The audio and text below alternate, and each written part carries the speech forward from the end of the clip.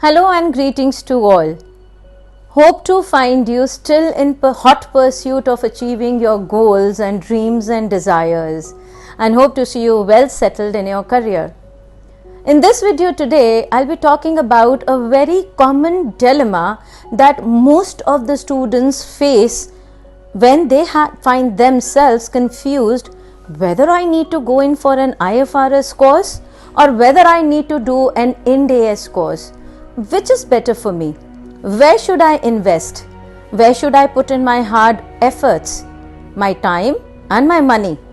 And this is a very relevant question which each one of us faces, and we are looking forward to an answer to it.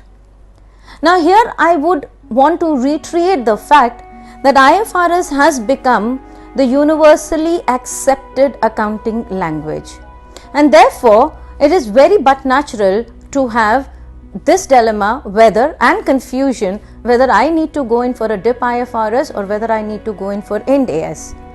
Both of them are good and equal except for 2-3 reasons, and let me explain you how.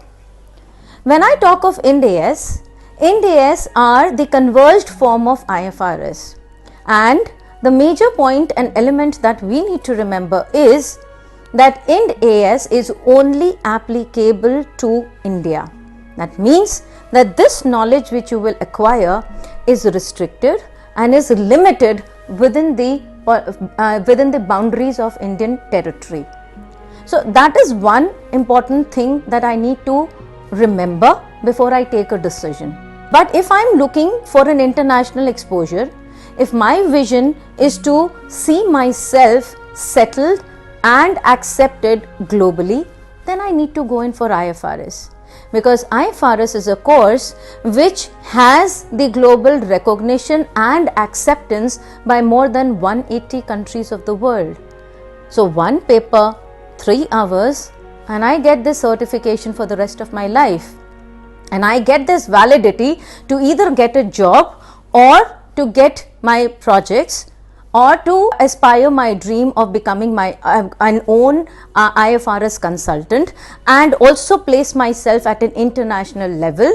All these options are mine.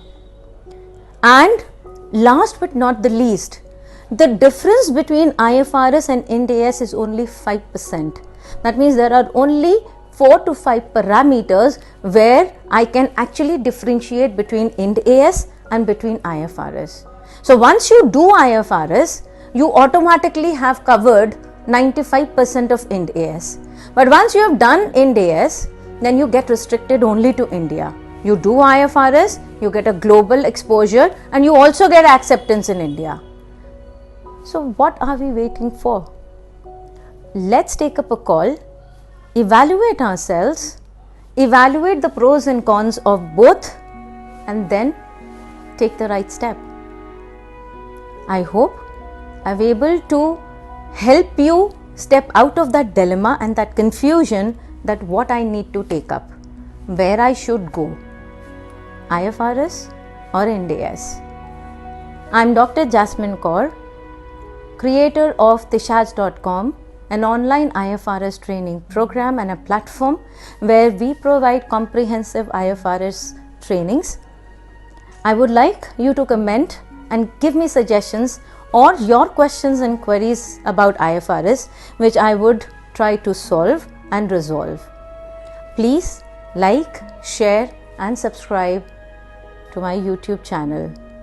And we would further have series of more in-depth questions, not only regarding IFRS, but also the critical elements related to various standards. Stay blessed, keep smiling, and see you till the next video.